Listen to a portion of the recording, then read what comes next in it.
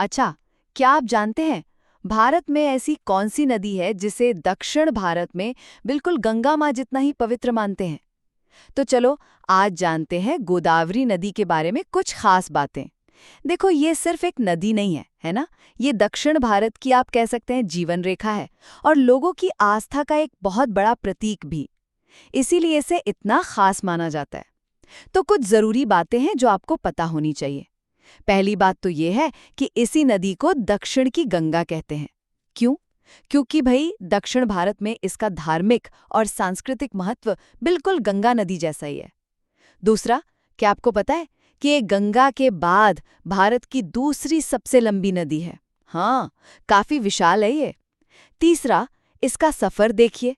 महाराष्ट्र में नासिक के पास त्र्यंबकेश्वर से शुरू होता है और फिर ये आंध्र प्रदेश से होते हुए सीधे बंगाल की खाड़ी में जाके मिल जाती है। और हाँ, समुद्र में मिलने से पहले ना ये एक बड़ा सा डेल्टा भी बनाती है। डेल्टा मतलब नदी के मुहाने पर बना वो तिकोना उपजाऊ मैदान। और हाँ, एक खास बात, अगर आप सरकारी नौकरी की परीक्षाओं की तैयारी कर रहे हैं, जैसे एसएससी या रेलवे की, तो ये जानकारी जरूर याद रखना। दक्षिण की गंगा कौन सी नदी है? ये स्टैटिक जीके का एक बहुत कॉमन सवाल है, अक्सर पूछ लेते हैं।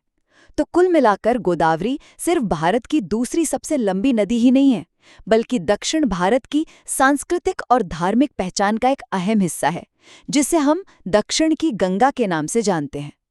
ऐसे ही और ज्ञान बढ़ाने वाले एपिसोड्स के लिए कीर्ति टेक को फॉलो या सब्सक्राइब करना मत भूलिएगा।